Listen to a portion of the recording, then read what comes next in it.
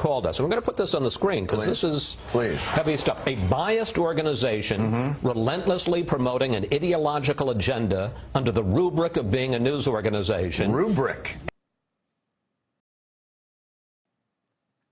In David Crote's article, Political Influence on Media, he states, Democratic societies, on the other hand, pride themselves on protecting freedom of the press and freedom of expression. Such societies are usually characterized by a more diverse mix of public and privately owned media outlets, offering a variety of arts, news, information, and entertainment. Crote's quote is a fantastic description of media coverage of politics in the U.S. today. Freedom of the press allows news networks to skew the facts so images and stories are consistent with their points of views. These subjective points of views are what would be known as media biases.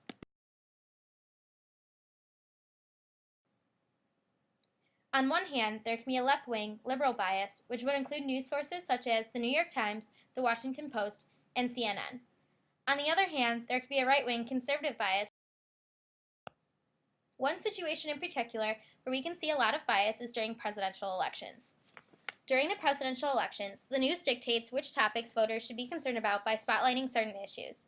By focusing on these issues, they can make one candidate look stronger based on the policies that are popularly accepted.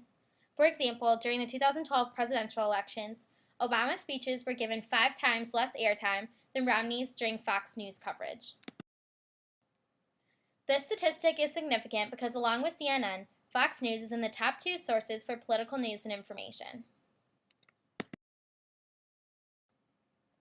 Fox News is one of the most dominant news stations on television today, but they are often accused of improperly informing the public. They are known to skew their information with a right-wing agenda. Fox News is believed to have a very conservative approach to the information they broadcast, and they can sometimes unfairly present it to favor the Republican Party and demean the Democratic Party and other political parties. An example of this is a quote from the popular Fox News broadcaster Bill O'Reilly. He states, "Coming next, drug-addicted pregnant women no longer have anything to fear from the authorities thanks to the Supreme Court. Both sides on this in a moment." The slogan for Fox News is fair and balanced. However, the right-wing approach to informing the public is anything but, and prevents viewers from being presented with objective views on our country's political process. This sort of bias is described in Noam Chomsky's documentary, Manufacturing Consent, by describing the concept of hegemony is when a ruling or elite class dominates at the level of ideas, thus undermining any consciousness of change. In the case of Fox News, this ruling class of ideas would be the ideas of right-wing politicians and consultants brought in to voice their opinions on political events. Fox News is not the only major political news network that presents their information in a biased fashion. The cable news network, also known as CNN, follows a similarly biased approach, but in the opposite direction. Again, we see Chesmonsky's example of hegemony in the media, only this time left-wing ideas dominate media coverage. In addition, their interview questions also favor the Democratic Party. For example, CNN reporter Dan Lothian's interview with Barack Obama concerning torture at the APEC summit in Honolulu shows the Democratic favorites in his questioning.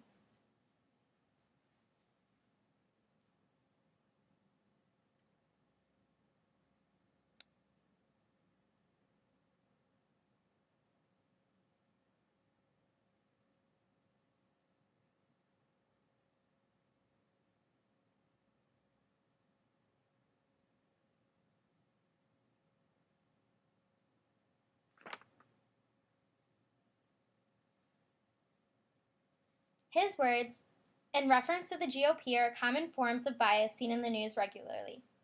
Seeing as how CNN is where 20% of our political media comes from, bias like these can have a huge impact.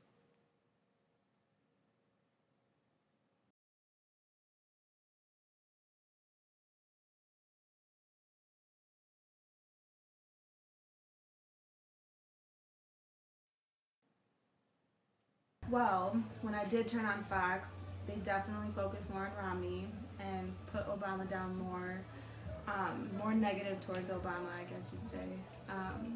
CNN, they definitely looked at Obama's stats the entire time, focused on where Obama was winning, and if he was close to winning, they focused directly on that. They never really talked about. With the advances of technology, an unbiased message given through the media is unrealistic to expect.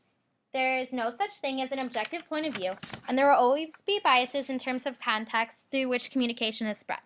Besides the effects different types of media used to convey a message has, there are also effects from historical, economic, and social perspectives. With different views being depicted in the news so often, it is important to know how to detect bias. It is also important for people to see bias in media in order to uncover the true message of the information.